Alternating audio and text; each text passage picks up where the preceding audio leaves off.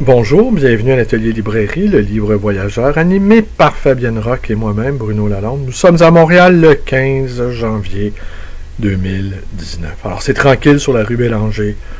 Janvier, les gens ont beaucoup consommé, beaucoup dépensé à crédit aussi.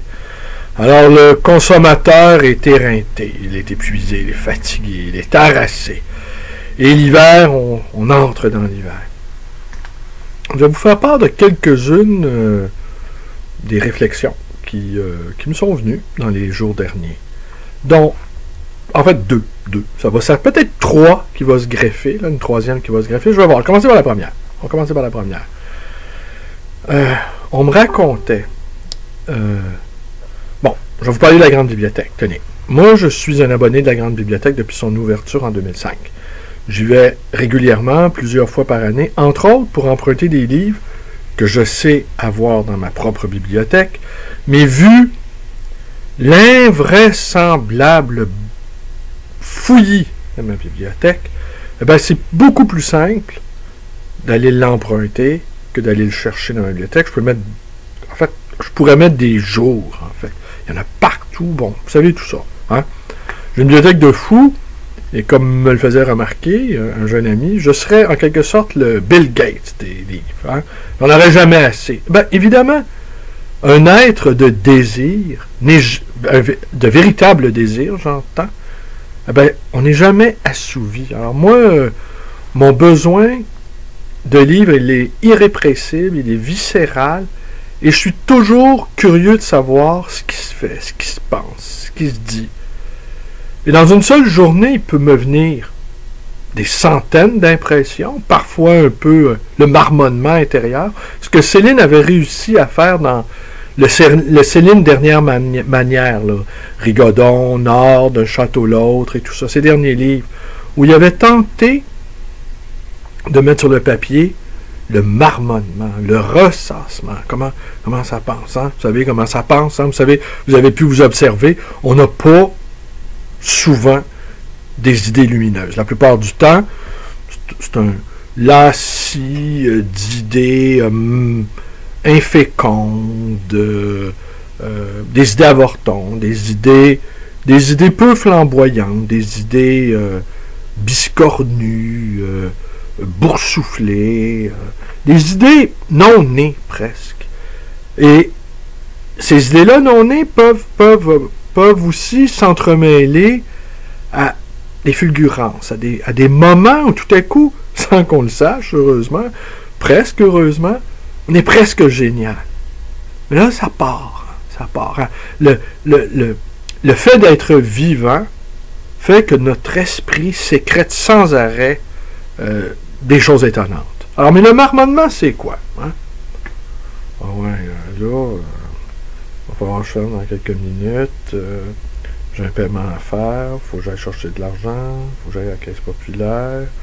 Est-ce que je vais entendre longtemps? Est-ce que ça va être Ginette? Ginette qui me demande toujours comment ça va.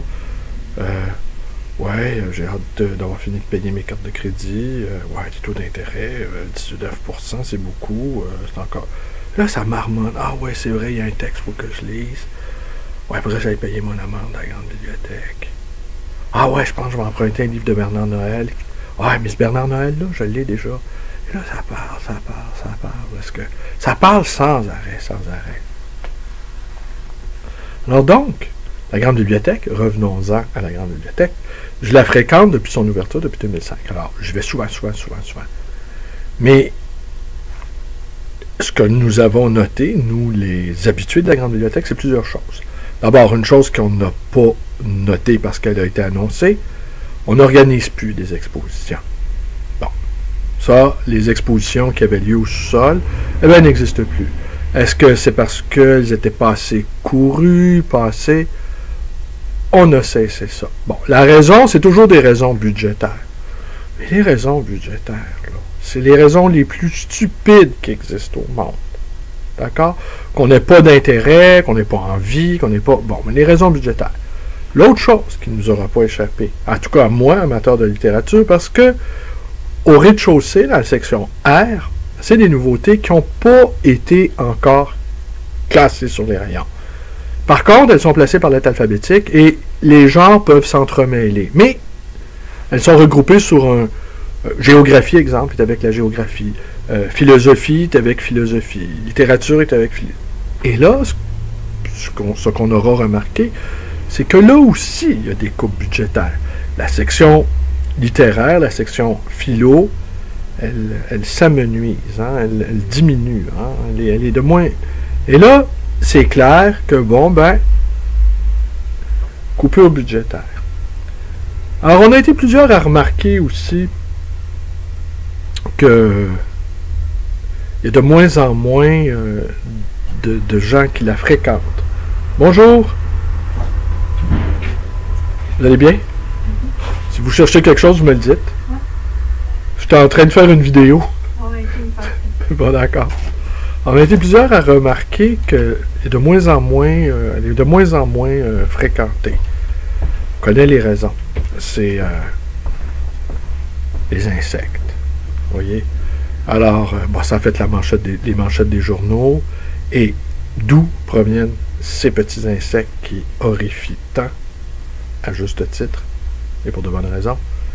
Eh bien, elles proviennent du fait que cette bibliothèque-là, ainsi que toutes les bibliothèques du monde occidental, sont fréquentées par des itinérants, par des sans domicile fixe.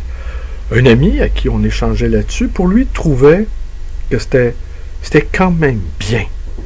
Mais dans le même élan, il me disait que quand il empruntait des livres, il les mettait au micro-ondes 17 secondes afin de détruire ces petites bestioles assez encombrantes.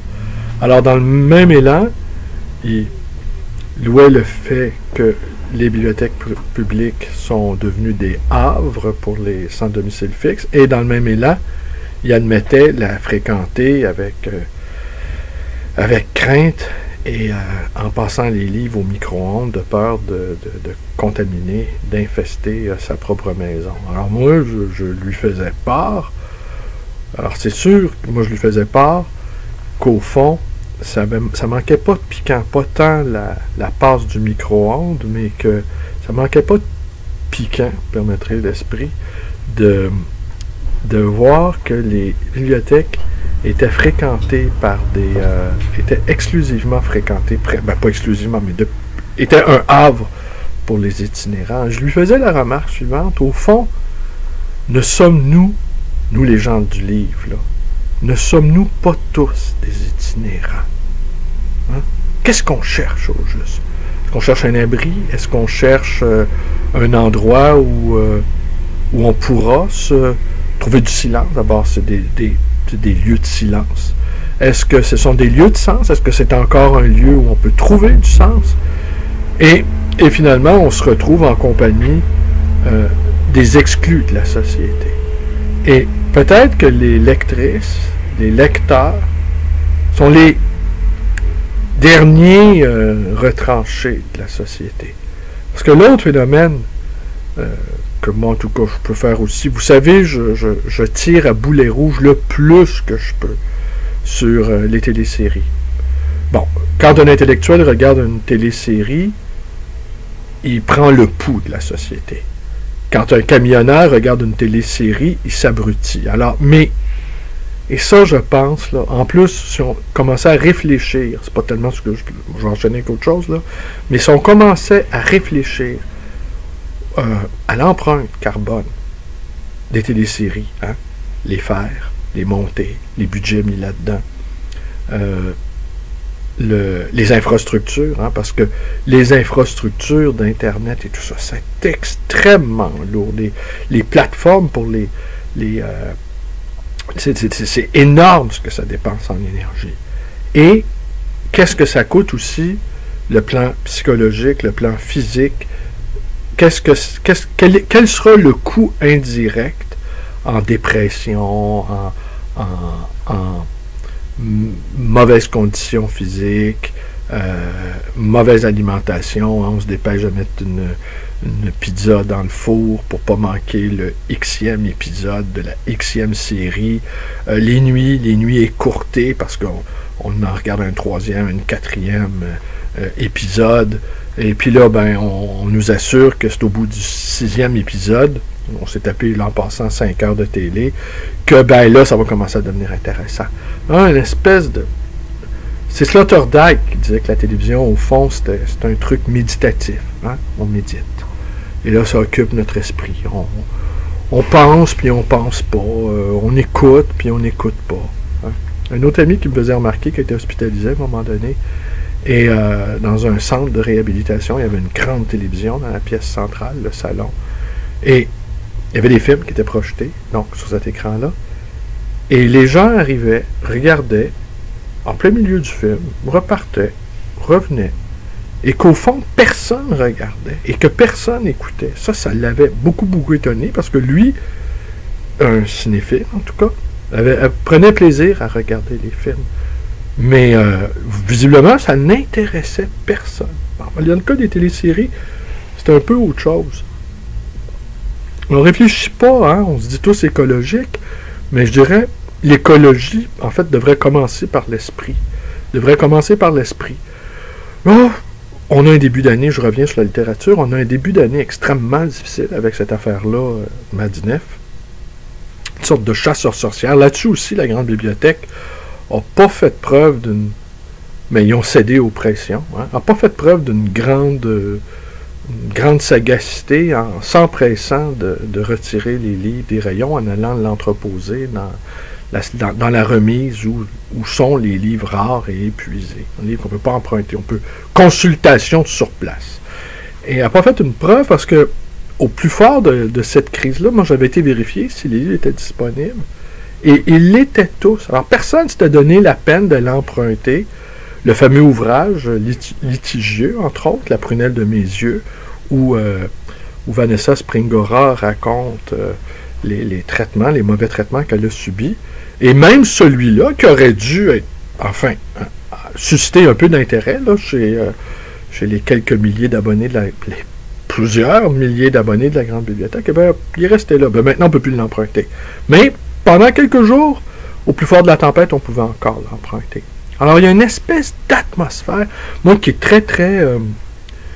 qui aime beaucoup, beaucoup les réseaux. Un jour, peut-être, je pourrais m'expliquer. Ben, ça a commencé mes premières vidéos, je me souviens très bien de ma première vidéo, le 4 décembre 2011. Je m'approche là, de... J'ai fait 8 années complètes, là. Et je sais qu'est-ce qui m'avait motivé, c'était lecture dans ma bibliothèque, c'était de mettre en scène, de mettre en mouvement un lecteur. C'est quoi un lecteur?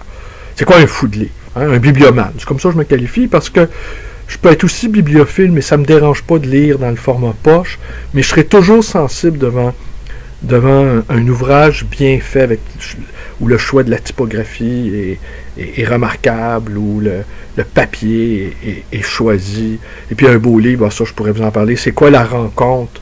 En bibliophilie, c'est quoi la rencontre? C'est quoi vraiment un beau livre? Peut-être que ce sera l'objet d'une autre vidéo, mais ça existe, il y a des gens, des artisans qui travaillent. Aussi maintenant avec le numérique, ça c'est une autre affaire, qui commençait déjà quand j'ai commencé mes vidéos, maintenant on peut non seulement imprimer les livres à la demande, mais on peut même les fabriquer. Alors là, il va y avoir une explosion. Moi, ce que je prévois, c'est qu'il va y avoir une explosion de livres. Et peut-être les livres vont redevenir ce qu'ils étaient au tout début, c'est-à-dire des gestes et des gages d'amitié. La Renaissance, la pensée scientifique a connu une explosion par le biais de l'imprimerie, par la réappropriation de l'imprimerie, parce que ce sont les Chinois qui l'ont inventé, comme vous le savez. Hein. Et puis, ça a permis un essor. Mais en même temps, dans le cas de la littérature et dans le cas de la philosophie, hein, c'était des gages d'amitié. Davantage, après, bon, il y a eu l'industrialisation, en tout cas, on passe les détails, il y a eu les temps modernes, l'industrialisation, qui a fait que le livre est devenu autre chose qu'est-ce qu'il était, parce que toute l'histoire du livre existe, hein, c'est plusieurs millénaires d'histoire du livre, hein, à partir des Sumériens, à partir des premiers codex, jusqu'à l'impression numérique. Moi, je salue ça, soit dit en passant. Je salue toute forme d'expression individuelle.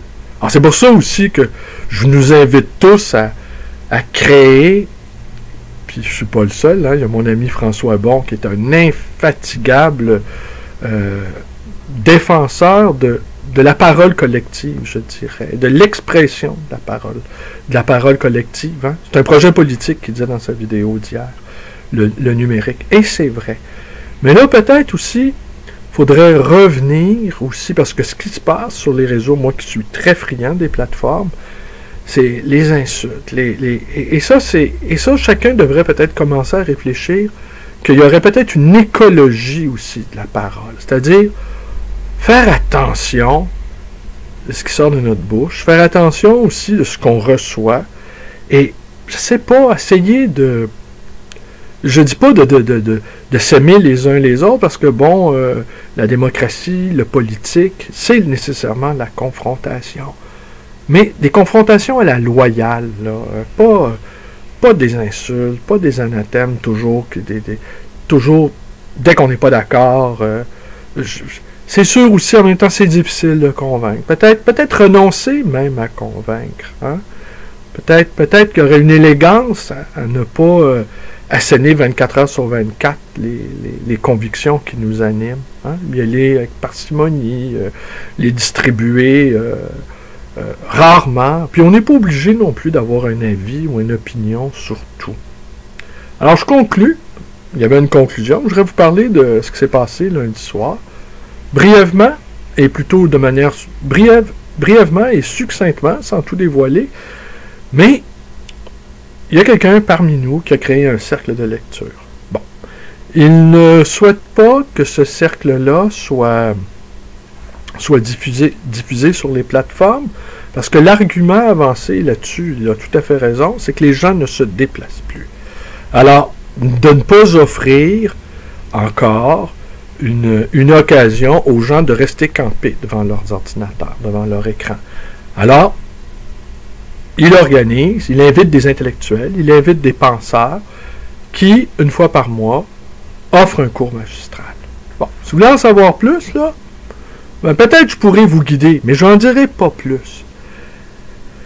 Et c'est autour, ça je peux le dire, c'est autour de l'indépendance du Québec, qui est toujours nécessaire.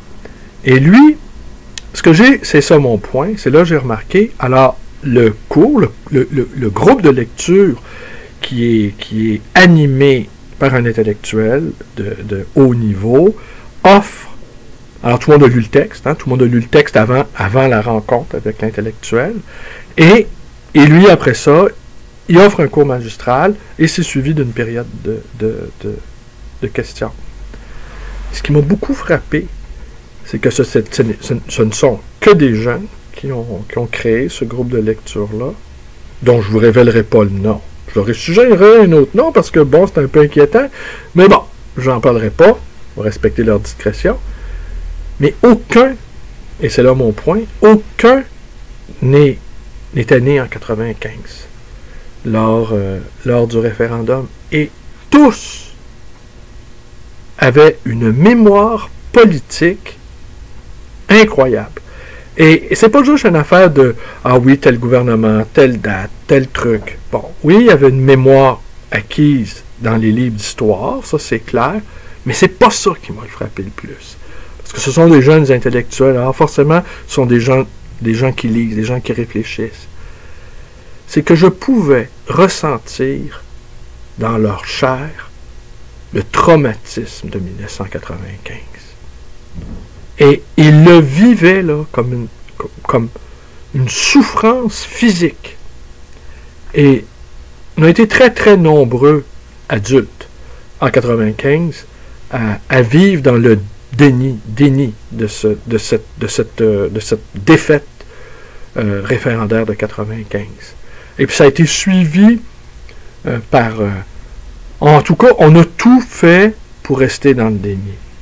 Mais le traumatisme, lui, il est resté. C'est pas parce que vous refusez à admettre que vous avez vécu une expérience traumatisante que cette expérience-là traumatisante ne continue pas à faire son œuvre dans votre psyché.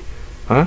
Un traumatisme, et puis en plus les traumatismes, ils peuvent rebondir, ils peuvent se développer,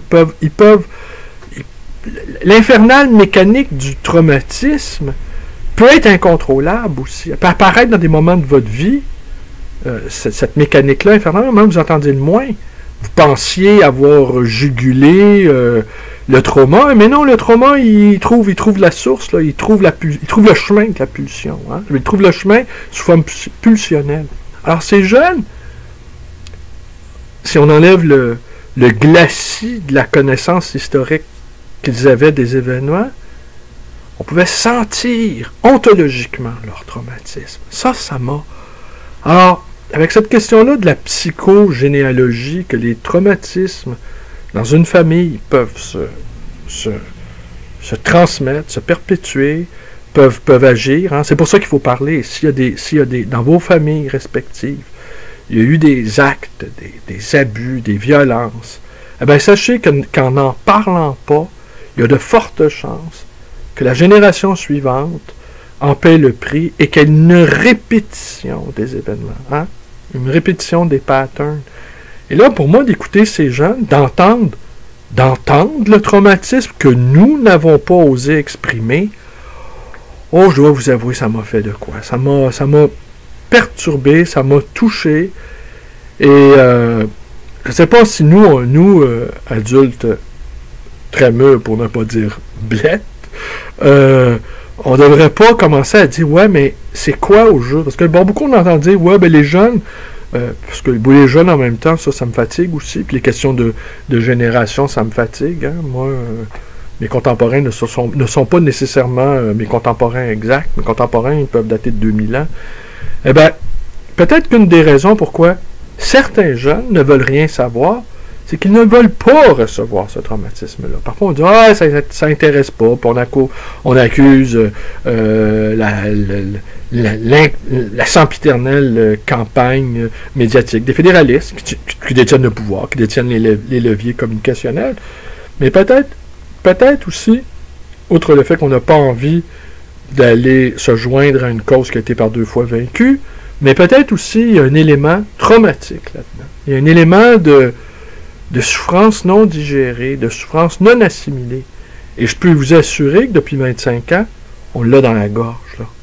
On l'a dans la gorge, ça se manifeste par toutes sortes de réactions, parfois d'intransigeance, parfois même de xénophobie, parfois d'espèces de censure, hein, dans le sens de Bernard Noël, avec un S, de l'incapacité de donner du sens à un événement traumatisant. Voilà. Alors, hein, la cause indépendantiste, eh bien, elle est orpheline en ce moment. Ça, il faut le dire. Alors, on est un peu comme les itinérants qui ont envahi la grande bibliothèque. Alors, on erre comme des âmes en peine. On n'arrive pas à avoir un ancrage sur la réalité. On n'arrive pas à reprendre le dessus d'un combat extrêmement difficile, extrêmement exténuant, harassant, éreintant, avec des forces adverses impitoyables, il faut quand même le dire. On ne nous fera jamais de cadeaux. Ça, c'est la règle de base. On ne nous fera jamais de cadeaux et n'importe quel État constitué va toujours prendre les moyens nécessaires pour empêcher sa dislocation. Et il est justifié même d'avoir recours à des moyens illégaux. Alors, pas de le fameux parapluie du oui et du non, hein, avec des dépenses égales, eh ben, le gouvernement fédéral n'en avait cure, refusait d'obéir à des règles du jeu qu'il n'avait pas lui-même instituées. C'est comme ça que ça se passe. Par contre, il a tous les moyens de nous faire plier pour obéir aux règles du jeu que lui aura écrites. Alors, c'est comme ça. C'est ça un rapport de force. Et puis, on l'a bien vu avec Charest et Couillard. Ces deux-là ont même pas fait semblant, comme les anciens fédéralistes d'autrefois, de faire semblant d'avoir un rapport de force.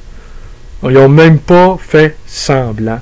en sachant que c'était parfaitement inutile. Je ne sais pas si on peut leur en être reconnaissant de ça. Je vous ai déjà dit aussi, je vous ai déjà raconté peut-être pas, que le fameux rapport Fournier sur la Constitution, le renouvellement de la Constitution a été jugé dans les officines d'Ottawa comme étant un rapport extrêmement nationaliste.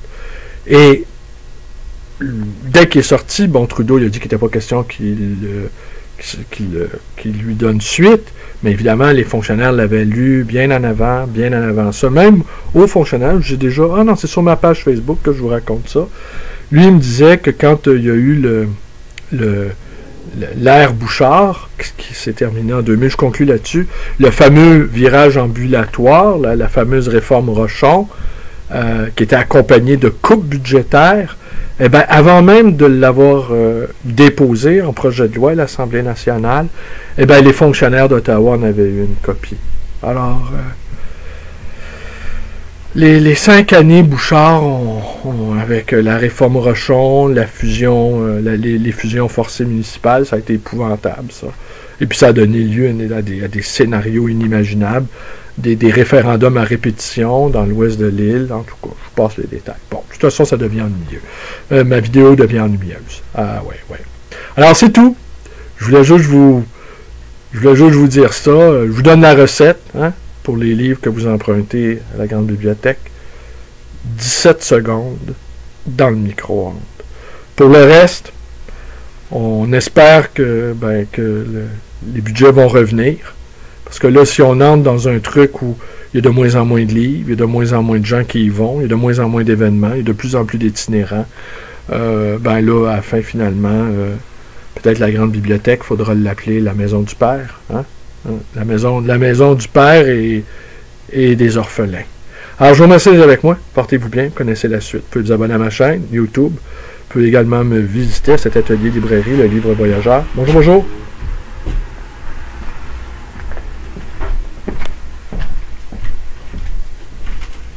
Merci.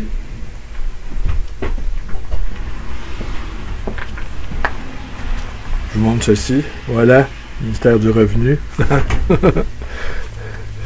Bon, je suis à jour dans ma paperasserie gouvernementale, mais c'est toujours inquiétant de voir le facteur arriver avec le fameux Revenu Québec. Allez, mais bon, comme je suis en règle, on dort bien. Merci, portez-vous bien.